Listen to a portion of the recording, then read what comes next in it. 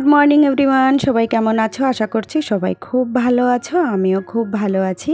আমি ঋতু মল্লিক ব্লগে তোমাদেরকে জানাই অনেক অনেক ওয়েলকাম আর অনেক অনেক ভালোবাসা। আজ দিন হচ্ছে শুক্রবার আর এখন ঘড়ির কাঁটাতে বাজে সকাল 9টা। আজকে খুব সকাল সকাল বাড়ির সমস্ত কাজবাজ কমপ্লিট করে নিয়েছি, সাথে সাথে সকালের রান্নাটাও হয়ে গিয়েছে। যেমন সেদ্ধ ভাত আর একটা ভাজা করে রেখে দিয়েছি। এখনও কিন্তু তোমাদের দাদাভাই ঘুম থেকে ওঠেনি, তো একদমই ঘুম থেকে ওঠেনি সেটাও বলা ভুল হবে। একদম ভোরবেলায় ও গিয়েছিল একটা ভাড়া নিয়ে, তো ওখান থেকে এসে কিন্তু ঘুমাচ্ছে। তো আমি ভাবলাম ওর ঘুমাতে ঘুমাতে আমি রান্নাটা করে ফেলি, যাতে ও ফিরে তো বেরোতে হবে ওকে, তো খেয়ে দিয়ে যেন যেতে পারে। তারপরে এই যে 3 কাপ চা করেছি, 1 কাপ আমি, 1 কাপ আদ্রিজা আর 1 কাপ ঋষিকাকে যে ভাই পড়াতে এসেছে সেই ভাইকে দিয়েছি। তো দুজন এই যে বারান্দায় বসে সুন্দর চা খাচ্ছি আর গল্প করছি। আর আদ্রিজার মনে তো কি বলবো, সব সময় প্রশ্ন থাকে। ও যখনই যার সাথেই থাকবে শুধু প্রশ্ন করতেই থাকবে। তো কালকে ভিডিওতে বলেছিলাম না যে আমার এক দাদু মারা গিয়েছেন, তো ওই দাদুর ব্যাপারেই প্রশ্ন করছিল। তো 6-7 মাস আগে ঠাম্মিও মারা গিয়েছে, ওনার ক্যান্সার হয়েছিল, তখন উনি মারা গিয়েছিলেন। আর এই দাদু তো পুরো ঠিকঠাকই ছিলেন। মাঝে শুনলাম যে অ্যাক্সিডেন্ট হয়েছে, তারপরেই শুনলাম যে মারা গিয়েছে। যাই হোক, ওটা নিয়েই ও প্রশ্ন করছিল। আর এত প্রশ্ন এই জন্যে, ওই দাদুর কাছে আবার এরা যেত ড্রয়িং শিখতে। তো সেই একটা মায়া রয়েছে যে কত মাস কত বছর ওনার কাছে ড্রয়িং শিখেছে, তারপরে শুনেছে সেই দাদু মারা গিয়েছে। আসলে দাদু হয় আমাদের, ওরাও দাদু বলতো দুইজনই। তো ওই নিয়েই ওর মনে প্রশ্ন চলছিল যে ওনার কয়টা ছেলে মেয়ে আছে। তো বললাম যে ওনার 2টো ছেলে মেয়ে আছে। মনে মনে দেখলাম ও দুঃখ পাচ্ছে যে তাহলে ওনার ছেলে মেয়ের মা বাবা কেউ নেই, দুইজনই মারা গিয়েছে।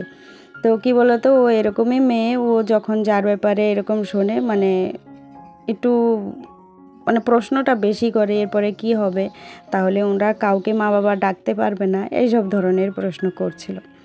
যাই হোক, ও তো চলে গিয়েছে। তারপরে আমি সেলাইতে বসে গিয়েছিলাম। আজকে সকাল সকাল সেলাইটা সেরে নিলাম। এই দিক থেকে জানলা থেকে সুন্দর হাওয়া আসছিল, আর ভাবলাম এর মধ্যেই আমি সেলাইটা ভালো করতে পারবো, না হলে দুপুর হতে হতে এতটা গরম হয়ে যাবে। তারপরে সংসারের কাজ বাজ করে না এই সেলাইতে বসতে ইচ্ছা করে না। তাই সকাল সকাল এই যে ননদের যে চুড়িদারটা ছিল এটা সেলাই করে ফেললাম। আর ওই কাকিমার একটা নাইটি ছিল, সেটা ফিটিংস করার ব্যাপার ছিল, হাতা লাগানো ফিটিংস করা, তো সেটাও আমি করে ফেলেছি। আর আমার নাইটিগুলো যেটা কেটে রেখেছি ওটা আমি পরে করে ফেলবো। তো এই যে 2টো কাজ কমপ্লিট হয়ে গিয়েছে, এখন সংসারের কাজে হাত দেব। তোমাদের দাদাভাই যেহেতু ঘুম থেকে উঠতে অনেকটাই দেরি করেছে, তো এই বিছানাটা পড়েছিল, তো এই বিছানাটাও এখন আমি ভালো করে গুছিয়ে নিচ্ছি। যেহেতু তোমাদের দাদাভাই অনেক দেরি করে ঘুম থেকে উঠেছে, তাই বিছানাটা পড়েই ছিল।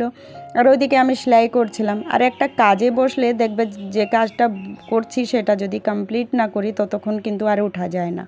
তো ভাবলাম আগে সেলাইটা করি, তারপরে বিছানাটা গুছিয়ে নেব। আর যতক্ষণ বিছানা গোছানো ছিল না, সত্যি দেখে তো এত বিচ্ছিরি লাগছিল, কি আর বলবো। যাই হোক, ঝটপট করে বিছানাটা গুছিয়ে নিয়েছি। সকালে যেহেতু আমি একটা ভাজা করেছিলাম, ওই কড়াইতে তেল ছিল, তো এখানে এই যে উচ্ছে ভাজছি আমি। আর আজকে আমি মুগ ডাল দিয়ে উচ্ছে রান্না করব। তো কড়াইতে তেল থাকার কারণে আমি আগেই ফোড়ন দিয়ে দিচ্ছি। এখানে জিরে, শুকনো লঙ্কা আর আদা ফোড়ন দিয়েছি। আর এই যে মুগ ডাল ধুয়ে এবার মুগ ডালটাকে ভেজে নেব। এমনিতে আমি শুকনো কড়াইতে ভেজে তারপরে ডাল ধুয়ে রান্না করি, কিন্তু আজকে যেহেতু কড়াইতে তেল রয়েছে, তো আমার ডাল হোক বা যাই হোক ধুয়ে রান্না করতেই ভালো লাগে। না ধুয়ে রান্না করতে একদমই মন চায় না। মনে হয় যে কি জানি সেই ডালের মধ্যে কি ছিল কি না ছিল, সেটা না ধুয়েই রান্না করব। আমার কাছে খুবই বিচ্ছিরি মনে হয় সেই ব্যাপারটা। তো এই জন্যে আমি ওইদিকে ডালটা ধুয়েই একেবারে ফোড়ন দিয়ে বসিয়ে দিয়েছি। আর এইদিকে ফিরে আমি চা করছি। পূজা বলছে যে একটু চা কর। সকালে আমি গোলমরিচ দিয়ে চা করেছিলাম, আর এখন আমি তেজপাতা দিয়ে চা করছি। তো দেখবে এই লাল চা না একটু ফ্লেভার চেঞ্জ করে রান্না করলে কিন্তু ভালোই লাগে। তো এদিকে আমার ডাল রান্নাও হয়ে গিয়েছে। জানলা থেকে এত হাওয়া আসছিল, ঠিকঠাক মতন গ্যাসও জ্বলছিল না। আর এদিকে ডালটাও হয়ে গিয়েছে, আর ভাতটা এর আগেই আমার রান্না হয়ে গিয়েছে। যাই হোক, এখন রান্না বান্না কমপ্লিট হয়ে গিয়েছে। এই যে গ্যাসটাকে ভালো মতন মুছে নিচ্ছি, আর টেবিলটাকে ভালো করে মুছে নেব। অনেক দিদি ভাই বোনেদের অনেক প্রশ্ন থাকে, প্রায় এই প্রশ্ন থাকে যে টেবিলটা কি দিয়ে তৈরি। তো এই টেবিলটা আমার অ্যালুমিনিয়ামের পাত বসানো রয়েছে, এটা কোনো পাথর বসানো নেই, নর্মাল যেমন টেবিল তৈরি হয় সেম তেমনই তৈরি করা হয়েছে, শুধু এর উপরে একটা অ্যালুমিনিয়ামের পাত বসানো হয়েছে। এমনি মনে হয় নর্মাল টিন বসালে তাড়াতাড়ি জং লেগে যায়, আর এই অ্যালুমিনিয়াম বসালে জং ধরে না, ভালো থাকে, এই জন্যে আমি অ্যালুমিনিয়ামই বসিয়েছি। যাই হোক, রান্নাঘরটা পুরো ক্লিন করা হয়েছে। এবার এই যে বড় ঘরটাকে একটু ভালো করে গুছিয়ে নেব। সকালবেলায় তেমনভাবেও আমি গুছাতে পেরেছিলাম না, কারণ ওই রান্না বান্না করতে করতে ঋষিকাকে পড়াতে চলে এসেছিলো ভাই। তারপরে সেলাই মেলাই তো সব কিছুই তো তোমাদের সাথে শেয়ার করলাম, এই জন্যে পুরো ঘরটা সেইভাবে সকালে আর গোছানো হয়নি। তো এখন এই যে সমস্ত কিছু গুছিয়ে নিচ্ছি। ঘরটা গুছিয়ে নিতে নিতে চলো কিছু কমেন্টের উত্তর দেওয়া যাক। একটা বুনু প্রশ্ন করেছে যে দিদি ভাই তোমার হাজব্যান্ড কী কাজ করে? আমার হাজব্যান্ড টুকটুকি গাড়ি চালায়, এই 1.5-2 মাস মতন হলো একটা টুকটুকি গাড়ি কিনেছে, সেকেন্ড হ্যান্ডে সেই গাড়িটা, তো ওই গাড়িটাই ও চালায়। এর আগে কিন্তু ও প্যান্ডেলের কাজ করতো।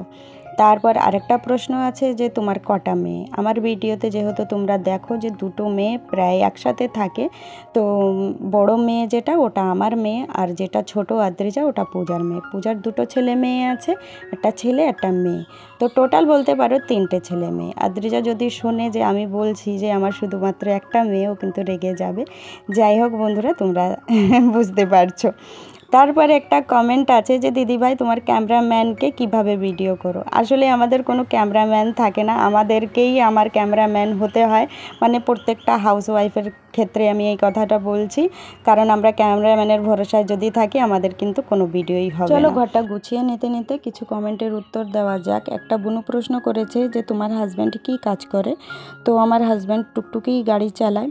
আর একটা বুনু প্রশ্ন করেছে যে তোমার কটা মেয়ে? আমার একটাই মেয়ে। আর তারপরে আরেকটা বুনু প্রশ্ন করেছে যে তোমার ক্যামেরাম্যানকে আর তুমি কিভাবে ভিডিও বানাও? আসলে আমরা হাউসওয়াইফ, তো আমাদের কোনো ক্যামেরাম্যান থাকে না বুনু, আমাদেরকে মানে আমাদের ক্যামেরাম্যান আমরাই ঠিক করি কোথায় ফোন সেট করতে হবে, কোথায় কেমন করে রাখলে ভালো দেখা যাবে, সেইভাবে ট্রাইপডে হোক বা স্ট্যান্ডে হোক সুন্দর করে ফোনটাকে সেট করে তারপরে ভিডিও করি।